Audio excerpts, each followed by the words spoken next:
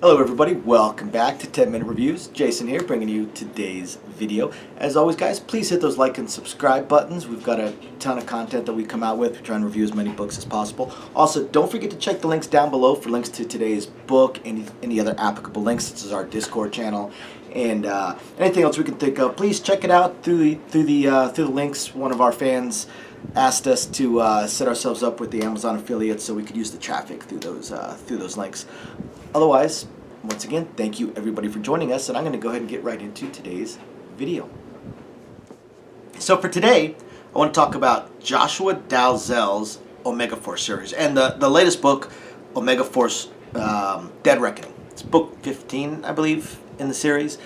Before I get into that, thank you to my patrons. Appreciate every single one of you guys. Please email me on the site, guys. I want to start a little book club with you guys, so I wanted to start discussing books and stuff like that and get it figured out so we can figure out what we're going to read next month.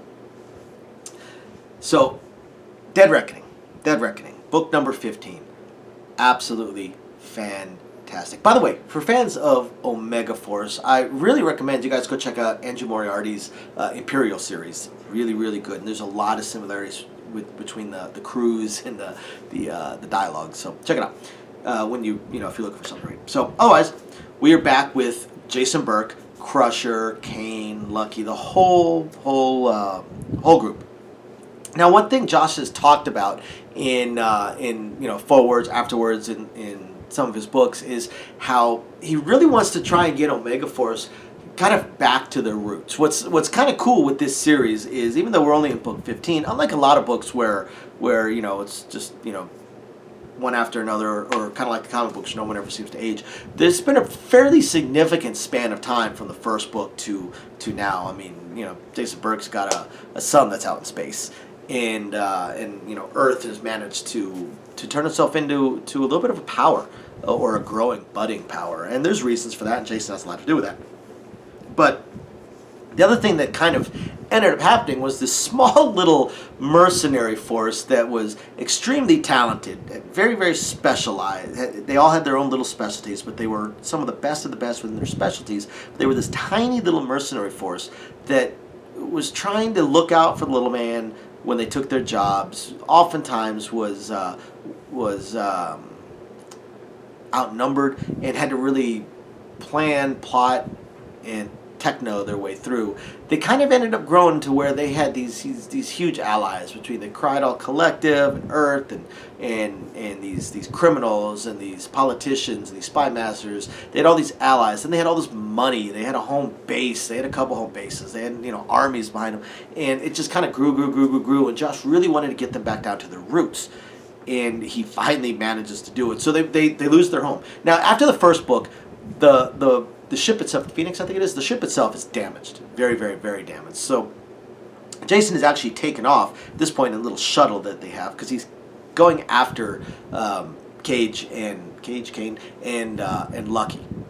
And he's pursuing them while the rest of the group is attempting to fix the ship, and then things go sideways. Again, they lose their home, they lose their bank accounts, everything just goes tits up for them. Meanwhile, Jason is pursuing Lucky and Cage.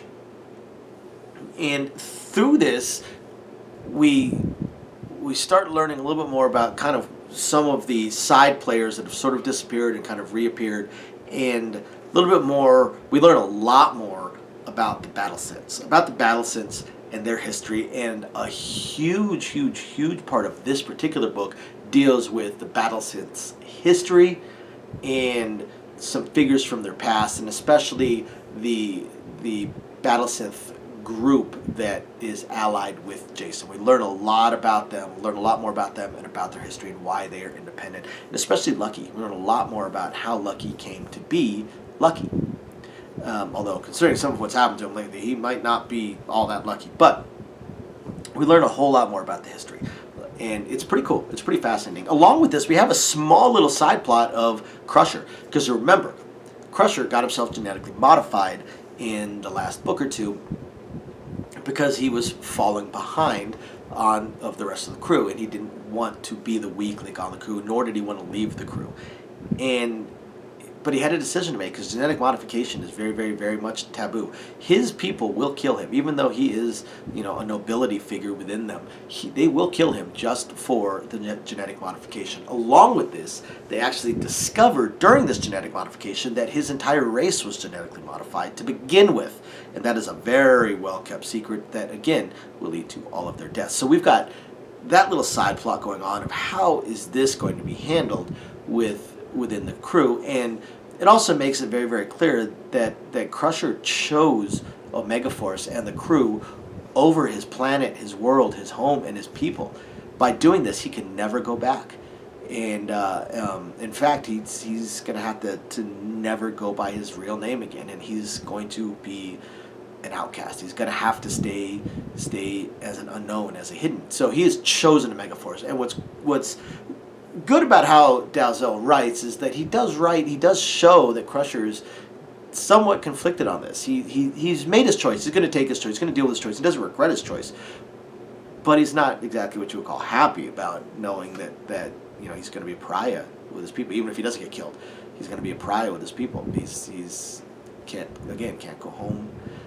So pretty interesting. But again, that's a subplot compared to what's going on with Lucky Cage and what's behind that. Jason manages to worm his way into that, and as we think we know what's going on, and we kind of see where things are going and how Lucky's pulling a few things off and ingratiating himself and just what's kind of going on with this world, the rug is pulled right out from underneath you, and things are not what they seem. Things are not what they seem. And with this crew, things are never what they seem. So I'd have to give away spoilers to go any more into it, but guys, this is one of the best science fiction series out there right now, and I love how it's continuing. Doesn't really appear to have any end in sight. He managed to hit the reset button with them in a way, without retconning everything else that's gone on within the wider galaxy.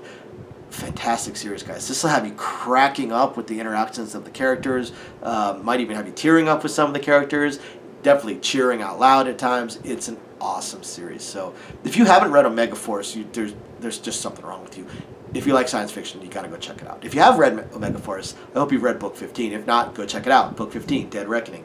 Thank you, everybody, for watching. We'll catch you next time.